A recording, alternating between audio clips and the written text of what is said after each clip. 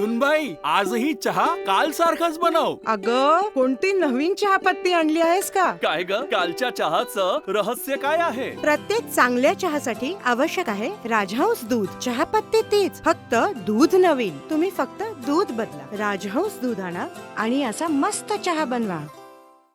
आज आम्हाला शहरामध्ये आपण गेल्या 10 वर्षापासून बघतोय का ज्या अडी अडचणी होत्या त्या आजही तशाच आहे. ना धूळ कमी झाली, ना स्वच्छ पाणी आलं, ना कधी स्वच्छता झाली, स्ट्रीट लाईट लागले नाही, रस्त्यांचे प्रश्न, असे एक ना अनेक प्रचंड प्रश्न आपल्या शहरात तसेच आहे. परंतु 31/3 प्रत्येकाला घरपट्टी आणि पाणीपट्टी येते. ती नाही भरली तर त्याच्यावर शास्ती पण लावतात. म्हणजे आम्ही काहीच द्यायचं नाही, फक्त तुमच्या खिशातून काढायचं. आणि याचाच एक डाव आत्ताच्या लोकप्रतिनिधी आणि सीओनी 2022ला केला होता का आपली घरपट्टी डबल केली होती.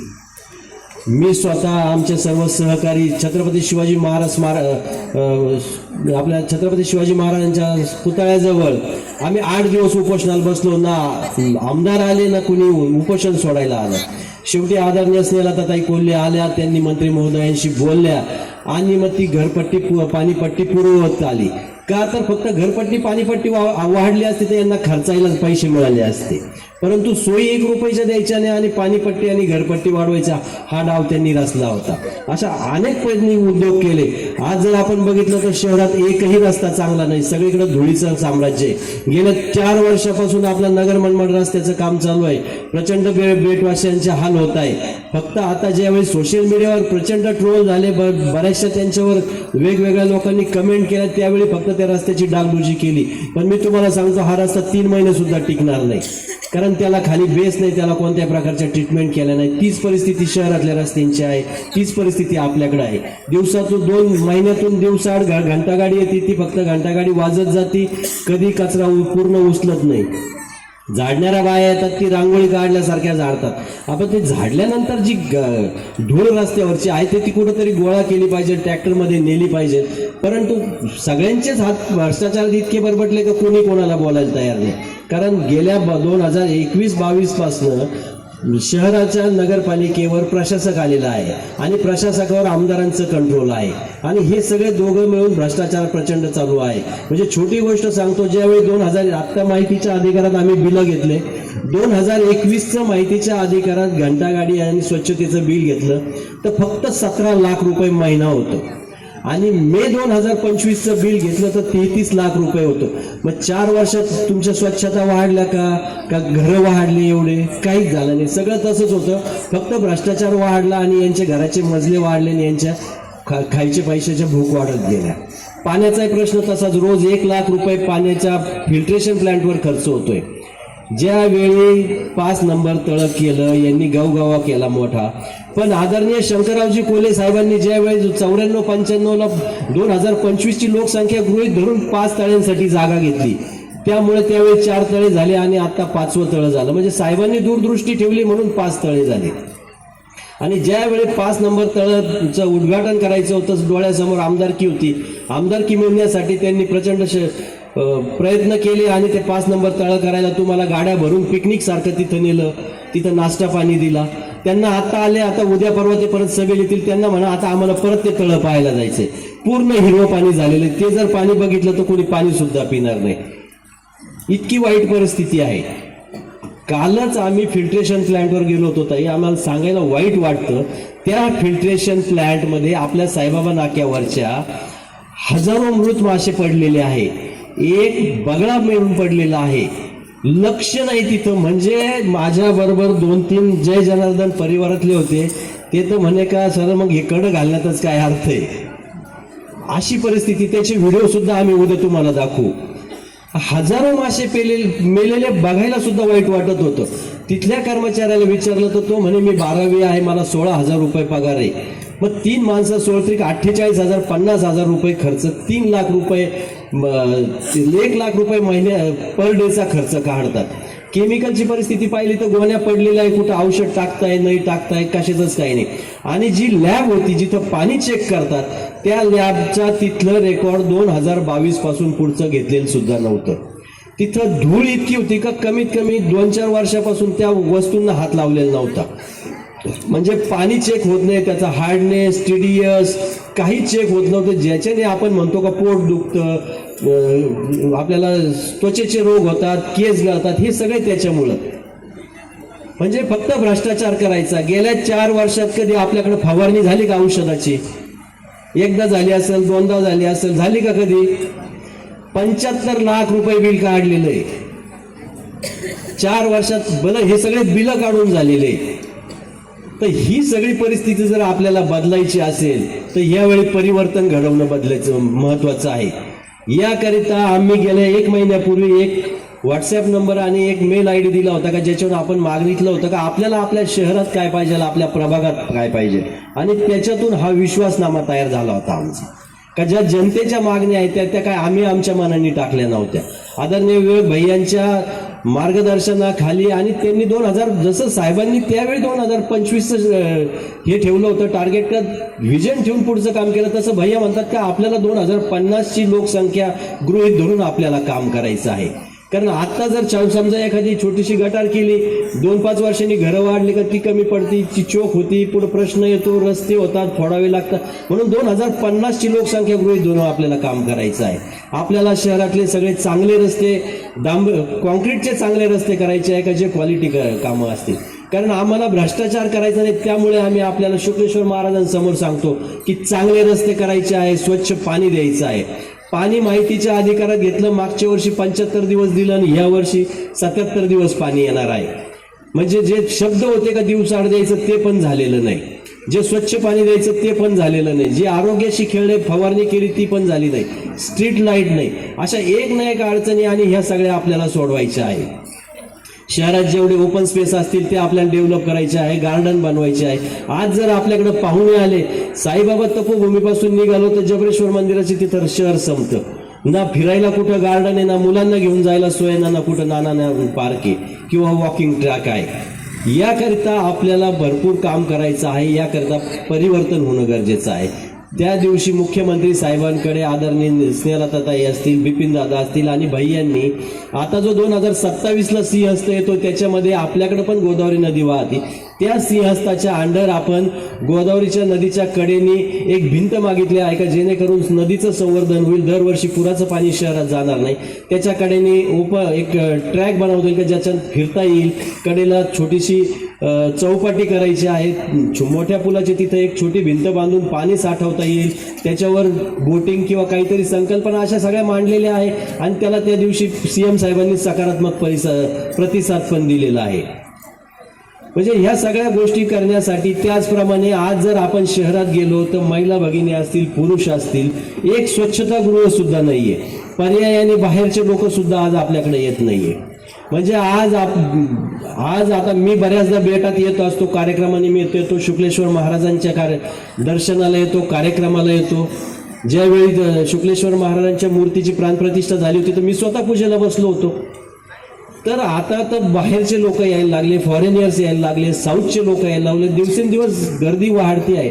पण ही परिस्थिती बघून त्यांनाही वाटत असेल का जगातलं एकमेव मंदिर आणि आपल्या शहराची परिस्थिती काय, सांगावं लागतं का कुठं कोपरगाव शहर चालू झालं आणि कुठं वळायचंय. ही सगळी परिस्थिती आपल्याला बदलायची आहे. त्याचप्रमाणे महिला भगिनींसाठी आपल्याला बचत गटाच्या माध्यमातून आदरणीय स्नेहलताताई असतील, रेणुका भाभींच्या मार्गदर्शनाखाली काम करायचं आहे. आणि आपल्याला काम करायचं आहे म्हणजे नुसतं काम नाही करायचं, आम्ही आधी काम करतो आणि मग सांगतो. म्हणजे आज रेणुका भाभींच्या मार्गदर्शनाखाली 300 महिलांचं गारमेंट क्लस्टर चालू झालेलं आहे. जे मॉलमध्ये आणि मोठमोठ्या शॉप्समध्ये ब्लॅकबेरी असेल किंवा इतर ब्रँडचे शर्ट्स असतील, किलरचे कपडे असतील, ते आपल्या कॉल सेंटरमध्ये साधारण 300 महिला बनवतात. त्याच्यातून त्या महिलांना रोजगार उपलब्ध झाला. 300 रुपयापासून 700-800 रुपयापर्यंत दिवसाला त्यांना उत्पन्न चालू झालं. त्याचप्रमाणे आपण अगरबत्ती बनवायचं ट्रेनिंग चालू केलेलं आहे. परत कापूर वड्या बनवायचं ट्रेनिंग चालू केलं आहे का, जो बिझनेस आपण तिथं बसून करू शकतो किंवा घरी जर मशिनरी घेतली तर तो पण करू शकतो. आणि त्या मालाला आपल्याला बाजारपेठ उपलब्ध करून द्यायची आहे. कारण गेल्या 25-30 वर्षापासून आमदारताईंनी ते काम केलेलं आहे. दरवर्षी आपण त्यांना बाजारपेठ उपलब्ध करून द्यायची. म्हणजे दिवाळीला फराळासाठी स्टॉल असतील किंवा इतर उत्पादनाचे स्टॉल असतील ते लावून द्यायचो. एखादा एक्सपो असेल तर त्याच्यात तुम्ही पापड विकायचे, पण ते फक्त एक थोड्या काळासाठी असायचं. पण आमच्या विकासनामात आम्ही एक शब्द दिलेला आहे का नगरपालिकेच्या ओपन स्पेसवर आम्ही तुम्हाला कायमस्वरूपी वर्षभर आपले उत्पादनं विकता येईल असे गाळे काढून देणार आहोत का जिथं फक्त बचत गटाच्याच महिलांचे शॉप्स चालतील. पर्यायाने आपले उत्पादनं विकले जातील, आपल्या संसाराला त्याचा हातभार लागेल. कॉल सेंटरच्या माध्यमातून हजारो मुलांना आणि मुलींना आपण जो रोजगार दिला त्यामुळे त्या बऱ्याच जणांच्या घरात पैसा यायला लागली, आर्थिक परिस्थिती सुधारली, बऱ्याच मुलींचे त्याच्यामुळे लग्न झाले. कोविड सेंटरमध्ये मोठ्या प्रमाणात काम केलं. आत्मा मलिकच्या शाळेमध्ये कोविडचं काम कोविड सेंटर उघडलं. भरपूर लोकांना आपण त्याच्यातून बरं केलं. ते करत असताना रोज आदरणीय स्नेहलताताई असतील, बिपिन दादा असतील, विवेक भैया स्वतः तिथं जेवण वाढायला होते आणि जेवण करत होते. त्याच्यातून आमदारताईंना पुढे कोरोना पण झाला. हे कोल्हे कुटुंब कायम देत असतं, कधी घेत नसतं आणि दिलेल्या याचं कधी श्रेय घेत नाही. आजही संजीवनी उद्योग समूहाच्या 3 ॲम्ब्युलन्स मोफत चालू आहे. पेशंट कुठे न्यायचा असो, कुठे आणायचा असो, तुम्ही अर्ध्या रात्री जरी आम्हाला फोन केला तरी आम्ही ॲम्ब्युलन्स देतो. आम्ही कधी विचारत नाही तुमचा पंथ कोणता, कोणती जात आहे, तर तुम्ही कोणत्या पक्षाचे आहे. कारण माणुसकी ही शिकवलेली आहे कोल्हे साहेबांनी का 80% समाजकारण करा आणि 20% राजकारण करा. आम्ही आदरणीय दादांच्या हाताखाली तयार झालो आहोत. विवेक भाईंच्या बरोबर काम करत आहोत. विवेक भाईंना एक जरी संकल्पना मांडली का आपल्याला करायचं ते 1 मिनिटात म्हणतात करा आणि स्वतः खर्च करतात. कोविड सेंटरला 45 लाख रुपये खर्च केले स्वतः संजीवनी प्रतिष्ठानच्या मार्फत. मुलांना नोकऱ्या मिळावं, मुलींना नोकऱ्या मिळावं म्हणून कॉल सेंटर उघडलं. गेल्या 6 महिन्यापूर्वी जंगली जनार्दन स्वामी आश्रमामध्ये आपण मोठा रोजगार मेळावा घेतला. दरवर्षी दादांच्या वाढदिवसाला हजारो मुलांना वह्या वाटप करतो. अशा एक ना अनेक कामं करतो. विरोधकांचं एक तरी काम दाखवा. ते फक्त आश्वासनं देतात, दर 5 वर्षांनी येतात, इलेक्शन झाले का येतात. आमदार साहेबांनी कधी इथे येऊन तुम्हाला सांगितलं का आता येतील, आता आश्वासने देतील. आता ते म्हणतात सत्ता द्या. मग गेल्या 5 वर्षापासून सत्ता कोणाकडे होती? यांच्याकडेच होती. आमदार हे पंचायत समिती यांच्याकडे, नगरपालिका यांच्याकडे, यांच्या सासूबाई झेडपीचे अध्यक्ष, सरकार यांचं, PA यांचे, बँकेचे अध्यक्ष तेच. मग म्हणजे वडिलांनी म्हणायचं मुलाला का सत्ता माझ्याकडे, तुम्हाला समजलं नाही सत्ता कोणाकडे होती. हेच पोलीस स्टेशनचे निवेदन देता का शहरात गुंडगर्दी वाढली. कार्यकर्ते कोणाचे? यांचेच कार्यकर्ते. आजही त्यांचे PF जेलमध्ये आहे, खोलात जाऊ इच्छित नाही. रेशन घोटाळा असेल, गोळीबार असेल, समाजात तेढ निर्माण करायची असेल, सगळे कार्यकर्ते यांचेच. आणि हेच पत्र देतात का शहरातली कायदा व्यवस्था सुव्यवस्था सुधारली पाहिजे. आज येऊन हे म्हणतात की मला सत्ता द्या. मग इतके दिवस सत्ता होती का नाही केलं? तुम्ही एक प्रश्न विचारा. आमदारकीच्या वेळी आम्हाला प्रश्न तुम्ही आश्वासन दिलं होतं का दिवसाआड पाणी देऊ. ठीक आहे, नाही दिवसाआड, 2 दिवसाआड, 3 दिवसाआड. आजही स्वच्छ पाणी नाही. खराब पाणी येतंय, वास येतोय. गटारींचा प्रश्न तसाच आहे, रस्त्याचा आहे, धुळींचा आहे. असे अनेक प्रश्न आपल्याला सोडवायचे आहे. त्याचप्रमाणे शहरातल्या ज्या आपल्या भागातल्या ज्या सरकारी जागावरचे जे घरकुलं असतील, घरं असतील, हे नियमाकुल करायचे आहे. आदरणीय आपले जे महाराष्ट्राचे मुख्यमंत्री आता ज्यावेळी कोपरगावला आमच्या प्रचार सभेला आले त्यावेळी त्यांनी शब्द दिला की ही सर्व घरे असतील आणि हा विश्वासनामा असेल, हा घरं नियमाकुल करायचे आणि विश्वासनामातली सगळं कार्यक्रम आणि सर्व कामं करण्याची पालकत्व मुख्यमंत्र्यांनी घेतलं आहे. फक्त त्यांनी एक अट टाकली का 31चे 31 उमेदवार माझे निवडून द्या, नगराध्यक्ष निवडून द्या आणि खाली नगरसेवकही निवडून द्या. कारण नुसतं नगराध्यक्ष निवडून उपयोग होत नाही, कारण त्याला खाली बहुमत लागतं ठराव करायला. आणि नुसते नगरसेवक निवडून उपयोग होत नाही, कारण प्रत्येक अधिकार हा नगराध्यक्षांना असतो. आणि आम्ही जे सगळे नगरसेवक असतील इथं, कानू आप्पा असतील, राक्षताई असतील, आम्ही गेल्या 10, 20, 25 वर्षापासून समाजसेवेत आणि राजकारणात आहोत.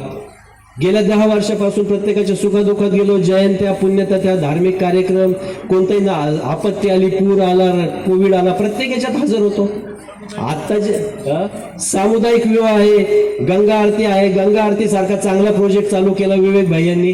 असे एक ना अनेक प्रोजेक्ट चालू केले. समोरच्यांचं एक तरी दाखवा. आणि समोरचे उमेदवार गेल्या 25 वर्षानंतर येतात आणि 25 वर्षात यांना कधी शुक्लेश्वर महाराजांच्या दर्शनाला सुद्धा येऊ वाटलं नाही.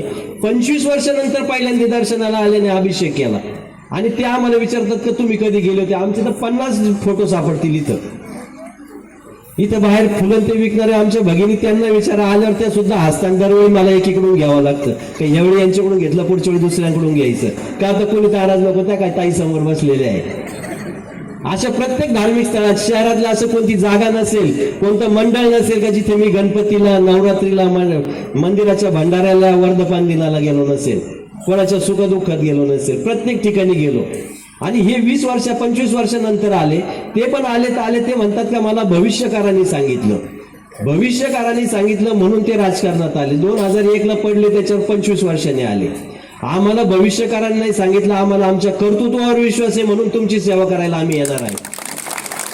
उद्या जर भविष्यकाळ म्हणला का मार्चमध्ये तुझ्या 6व्या घरात राहूची वक्रदृष्टी, तू घराच्या बाहेर पडू नको, तुझ्यावर अनिष्ट येणार आहे, आणि त्याच वेळी पाणी टंचाई आली, काय करणार? हे घरात बसतील आणि आपण कोणाकडे पाहायचं? ते म्हणतात माझ्याकडे मोठे, आणि हे बोलतो, हे खोटं नाही बोलत आहे. त्यांची पहिली भाषणाची क्लिप ऐका, नसेल तर मी परत उद्या सेंड करतो. फक्त माझ्याकडे मोठी कामे घेऊन ये, मी छोटी कामे करणार नाही. त्यांना हेच समजलं नाही का नगराध्यक्षाचे अधिकार काय. आमच्या गरजा खूप छोट्या आहे आणि आमचे अधिकारही छोटे. नळाला पाणी आलं नाही, स्वच्छता करायची, रस्ते खराब आहे, स्ट्रीट लाईट, आरोग्य, गटार तुंबली, हे आमचे काम आहे. मोठे कामं करायला आमदार, खासदार, मंत्री ते आहेत. ते म्हणाले माझा महिन्याला 1 लाख किलोमीटरचा प्रवास आहे, शहरातले रस्तेच 72 किलोमीटरचे. आणि आमच्याकडे इंटरनॅशनल जबाबदाऱ्या नाही म्हणून आम्ही 24 तास 365 दिवस तुमच्या सेवेत हजर आहोत. कधी फोन करा, माझा फोन चालू असतो आणि मी उचलत असतो. आमचे सगळे कार्यकर्ते असतील, विनोदरावजी राक्षे असतील, कालू आप्पा असतील, आमचे महेंद्रजी नाईकवाडे असतील, सगळेच इथले जेवढे कार्यकर्ते आहेत, कारण आम्हाला कोल्हे कुटुंबाचा वारसा आहे आणि आम्हाला शिकवलेला आहे की आपल्याला समाजसेवा करायची आहे. म्हणून आता वेळ फार झालाय, बोलण्यासारखं खूप आहे.